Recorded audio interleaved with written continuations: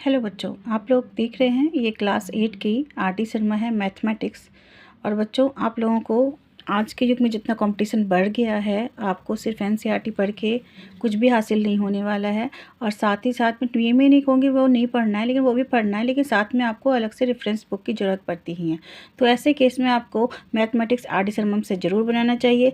चलिए, और इस बनाने के दौर में मैं आपकी पूरी मदद करूँगी। और हम लोग स्टार्ट करते हैं RT Sharma class 8 mathematics chapter 1, जो कि हमारा चैप्टर है, देख रहे हैं, रैशनल नंबर। हम लोग एक एक करके जानेंगे ये रैशनल नंबर क्या होता है, और हम लोग इसके प्रॉब्लम्स को सॉल्व करेंगे और सीखेंगे इसमें क्या पढ़ना है, क्या हमें नहीं पढ़ना है अपने क्लास के लिए। तो देखते हैं बच्चों, हम लोग सबसे पहले देखिए यहाँ पे गिवन है रैशनल नंबर। सबसे पहले ये जानेंगे कि रैशनल नंबर होता क्या है।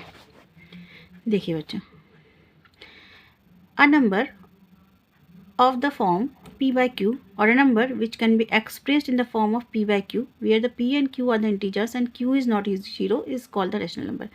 रेशनल नंबर बच्चों वो नंबर है जो हम लोग p by q के फॉर्म में जिस नंबर को लिखते हैं, और पी बाई क्यू के फॉर्म में जो हम लोग यानी कि बटे के फॉर्म में लिख रहे हैं। सीधी बात है, आप बटे के फॉर्म में उसको लिख सकते हो, पी बाई क्यू के फॉर्म, जहाँ पे पी जो है कोई भी इंटीजर हो सकता है और क्यू भी कोई भी इंटीजर हो सकता है, जैसे कि माइनस में भी हो सकते हैं, प्लस भी हो सकते हैं, जीरो भी हो सकते हैं। लेकिन क्यू बच्चा ना जीरो नहीं हो सकता है, याद रखना, क्यू जो है वो जीरो नहीं हो सकता है। और वैसे नंबर को हम लोग रैशनल नंबर कहेंगे। जैसे नीचे दिया हुआ है भी है, 7/9 को हम लोग रैशनल नंबर कह सकते हैं, -2/11 को, 3/-2 को, 15/-7। तो ये सारे क्या हैं, रैशनल नंबर है। चलिए आगे बढ़ते हैं। हम लोग एक एक करके यहाँ पर एग्जाम्पल्स को सॉल्व करने की कोशिश करेंगे और सीखेंगे। सबसे पहले महत्वपूर्ण बात यह है कि आपको सीखना बहुत ज़रूरी है। यहाँ पे क्वेश्चन गिवन है, ऐड 3/5 एंड 13/5। देखिए मैं बच्चों आप लोगों को ये बात बता दूँ कि आप यहाँ कर ध्यान दें, ऊपर वाली संख्या जो होती है बटे के, उसको हम लोग न्यूमिनेटर कहते हैं और नीचे वाले को डिनोमिनेटर कहते हैं। जब भी आपका कोई भी दो रैशनल नंबर जिसके डिनोमिनेटर सेम हो, तो उसको तो प्लस करना बच्चों बहुत ही आसान होता है। जैसे कि ये क्वेश्चन है, यहाँ पे नॉर्मली 5 और 5 का एलसीएम अगर हम लेंगे तो 5 ही आएगा, और जब एलसीएम लेंगे जब नीचे सेम रहता है तो हम लोग बेसिकली उसी को ही नीचे लिख देते हैं। 5 और 5 सेम है अगर डिनोमिनेटर, तो नीचे 5 लिख दिए, और ऊपर का नंबर जिस फॉर्म में है उसको एज इट इज उतार देते हैं। जैसे 3 + 13 है तो 3 + 13 ही कर दिए, तो दोनों को प्लस करके 16/5 है। In the same way next देख रहे हैं 7/9 एंड -12/9। देखिए यहाँ पे भी डिनोमिनेटर बिल्कुल सेम है, करना कुछ नहीं है आपको, बस डिनोमिनेटर को ऐसे उतार देना है।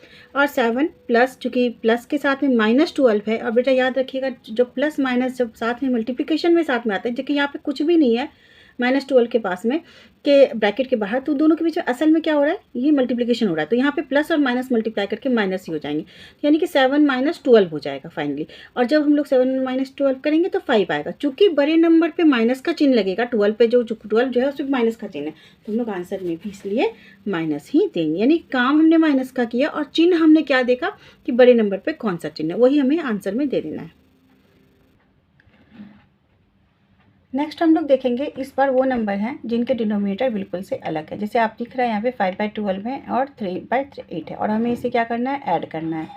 तो ऐसे ऐड करने के लिए सबसे पहले हमें इन लोगों का, हम लोग एक्चुअली ऐसे क्वेश्चंस को दो तरीके से सही कर सकते हैं, या तो एलसीएम मेथड से, या फिर हम लोग क्या करेंगे इसके डिनोमिनेटर को सेम करके। तो एक एक करके हम लोग दोनों मेथड देखते हैं।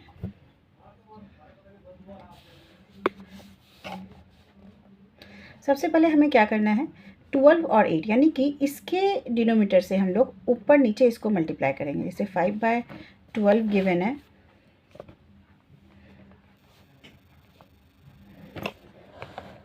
ठीक है बच्चों। हाँ बच्चों, तो हम लोग क्या करते हैं कि सबसे पहले हम लोग 5/12 एंड अगर 3/8 है तो इन दोनों, इसके डिनोमीटर से ऊपर नीचे इसको मल्टीप्लाई हमने किया, एंड इसके डिनोमीटर से ऊपर नीचे इसको मल्टीप्लाई किया। दोनों को मल्टीप्लाई करने के बाद 40, और यहाँ 12 8 जा 96 आया। अगेन यहाँ पे 12 × 8 ये 96, और 12 × 3 36 है। अब हमारा देखिए ये नंबर और ये नंबर के डिनोमीटर सेम हो चुके हैं। हम लोग वैसे ही नंबर दोनों नंबर को उतार देंगे यहाँ पे, और ऊपर वाले नंबर को प्लस करके नीचे वाला सेम नंबर, चूँकि डिनोमीटर सेम आ चुका है, लिख करके हम लोग यहाँ पे, और इसको स्मॉलेस्ट फॉर्म में काटने के बाद ये 19/24 आ जाता है। नेक्स्ट जो मेथड होता है वो एलसीएम मेथड होता है, जिसमें हम लोग सेम नंबर को अगर हम ये इसी प्रोसेस से नहीं करके इस प्रोसेस से अगर करें तो हमारा आंसर बिल्कुल सेम आता है। जैसे इन दोनों का हमने क्या किया, यहाँ पे एलसीएम ले लिया। एलसीएम होने के बाद हमें यहाँ पे 24 आया। 24 को हम लोग यहाँ पे नीचे लिख देते देते हैं डिनोमिनेटर की जगह पे, और इसके जो डिनोमिनेटर है इसको इससे पहले डिवाइड करते हैं, जो कि आएगा 2 और 2 जा 24। वो जो 2 आया उसे हम लोग 2 को 5 जा मल्टीप्लाई करते हैं, उसको 2 5 जा 10। देन अगेन हम लोग 10 से क्या करते हैं 24 को फिर डिवाइड करते हैं, जो हमें 3 आता है उस 3 को ऊपर वाले से मल्टीप्लाई कर देते हैं, और इन दोनों को यहाँ पर लिख करके हम दोनों क्या करते हैं प्लस कर देते हैं, और देखिए ये आंसर और ये आंसर हमारा एक्जैक्टली सेम आ जाता है। तो इस तरीके से फैक्ट वाले वीडियोज़ मैं लाती रहूँगी और आपको दिखाती रहूँगी। आई होप कि आपको ये बहुत पसंद आया होगा और इससे आपको बहुत कुछ सीखने के लिए मिला होगा। चलिए मिलते हैं नेक्स्ट वीडियो में।